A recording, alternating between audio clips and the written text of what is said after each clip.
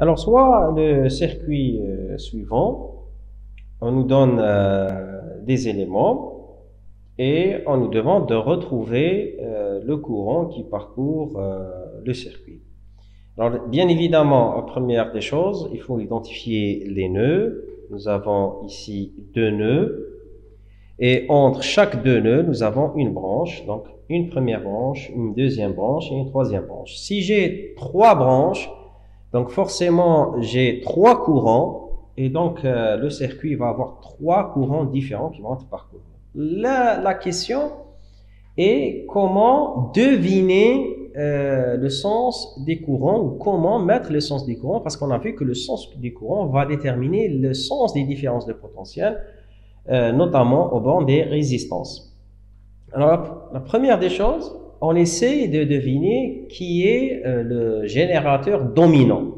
Maintenant, si on n'arrive pas, comme dans notre exemple ici, nous avons des générateurs qui sont en opposé. Donc, il se pourrait que ce générateur va pouvoir s'imposer sur le premier, ou c'est l'inverse, c'est ce générateur qui va s'imposer. Donc, un des générateurs va s'imposer et imposer son courant, l'autre va se comporter comme un récepteur. Donc, si le courant suit le sens de ce générateur, donc il va partir par là, donc forcément il va venir par là, et donc il va rentrer de la bande positive. Ou bien c'est l'inverse, c'est le générateur E2 qui va s'imposer sur E1, et donc il va imposer son courant dans ce sens-là, et dans ce cas-là, si le courant est parcouru dans ce sens-là, c'est qu'il vient par cette direction. Donc on ne peut avoir qu'une seule direction dans chaque branche. Donc soit dans un sens, soit dans un autre sens. Maintenant, dans de telles situations, la même chose dans la branche ici, nous avons des générateurs qui sont placés dans des directions opposées et on aurait du mal à retrouver le sens du générateur.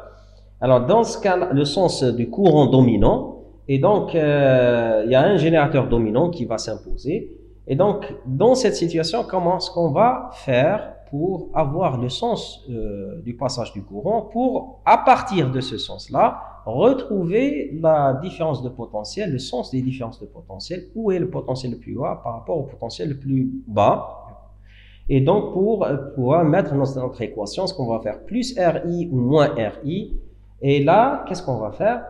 Eh bien, tout simplement, on va mettre un sens des courants de manière arbitraire, c'est-à-dire selon votre sens, et c'est pas grave si vous allez vous tromper, puisque ce que vous allez retrouver enfin, c'est une valeur négative du courant. Donc on va supposer par exemple que le générateur E1, c'est lui qui va imposer son courant. Je ne peux pas être sûr au départ, donc je vais supposer un courant I1 dans ce sens-là, un courant I2 dans ce sens-là, un courant I3 dans ce sens-là. Mais par contre, dans les récepteurs purs, il faut faire attention, le courant ne peut circuler que dans le sens de la borne positive, donc il ne peut être que comme ça, donc il ne peut être que rentrant vers la borne positive. Très bien. Alors, qu'est-ce qui se passe? Je vais calculer par la méthode qu'on a vue précédemment, la méthode des matrices, et je vais obtenir les valeurs numériques du courant I1. Je trouve I1 égale à moins 1 ampère. Je trouve par exemple I2 égale 2 ampères.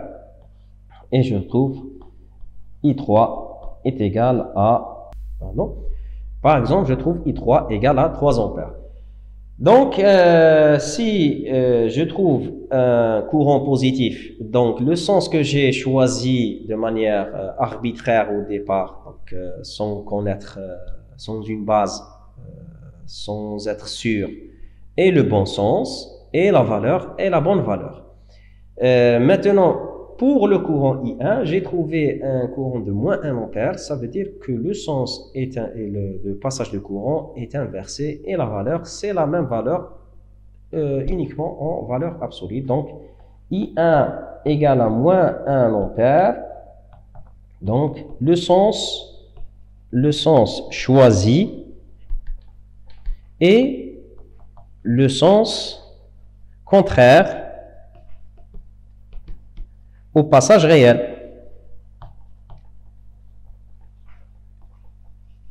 Donc le courant est imposé par E2. E2, c'est lui qui va faire circuler son courant et le E1 va se comporter comme un récepteur. Mais la valeur du courant reste correcte, donc on va écrire que la valeur de I1 est égale à 1 ampère dans le sens contraire, donc de contraire, du sens choisi.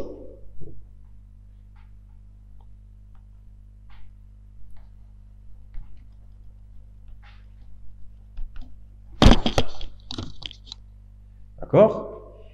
Alors, pour la branche du récepteur pur, là, il faut faire attention. Alors, si on retrouve un courant positif, c'est la bonne valeur et la bonne direction. Par contre, si I2 qui parcourt un récepteur pur est un courant négatif, là, le sens choisi est le sens contraire, mais la valeur, elle est erronée. On ne peut pas prendre la valeur absolue. Il faut recalculer le courant I2 en corrigeant ce sens. Donc, dans le cas des générateurs qui fonctionnent soit dans le sens en mode générateur ou mode chargeur, c'est-à-dire en mode recharge, donc en mode récepteur, trouver un courant négatif ne pose pas de problème. La valeur, c'est la même valeur en valeur positive, et le sens est le sens inverse de ce qui a été choisi. Donc, il n'y a aucun calcul à refaire. Par contre, dans le cas d'une branche qui contient un récepteur, si vous trouvez dans une branche qui contient un récepteur un courant négatif, c'est que le sens, c'est le sens contraire, mais là, il faut refaire entièrement les calculs parce que la valeur, c'est une valeur erronée et toutes les valeurs du circuit seront erronées. Et dans ce cas-là, il faut réinverser le sens du courant du récepteur qui a été choisi arbitrairement pour obtenir un courant qui parcourt le récepteur positif.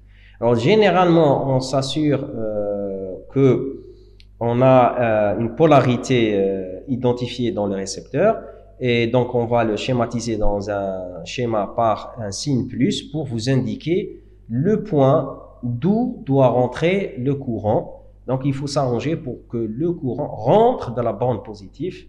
Et là, si celui qui a posé le problème vous fait cette indication, donc il faut jamais ne pas prendre ça en considération. Il faut respecter la polarité. Donc, si j'ai dans le circuit la bande positive de récepteur pur indiquée, il faut impérativement faire entrer le courant de cette bande positive. Comme ça, vous n'aurez pas de surprise lorsque vous allez calculer le courant et vous allez vous trouver positif. Donc, attention, dans le cas des récepteurs purs, il ne faut retrouver qu'une valeur positive du courant. Voilà. Donc, je vous remercie pour votre attention. J'espère avoir fait le tour de la question. Maintenant, vous avez la méthode. Il ne vous reste plus qu'à vous exercer dans plusieurs exercices pour être habile dans ces calculs. Je vous préviens que c'est des calculs qui paraissent longs, mais une fois vous êtes habitué, vous allez vous retrouver très facilement. Mes conseils, c'est de retrouver des courants, se baser sur la valeur des courants, parce que généralement la suite des questions est basée sur les courants qui ont été obtenus à partir des équations précédentes. Donc si vous avez des questions, n'hésitez pas à les poser, et à plus tard.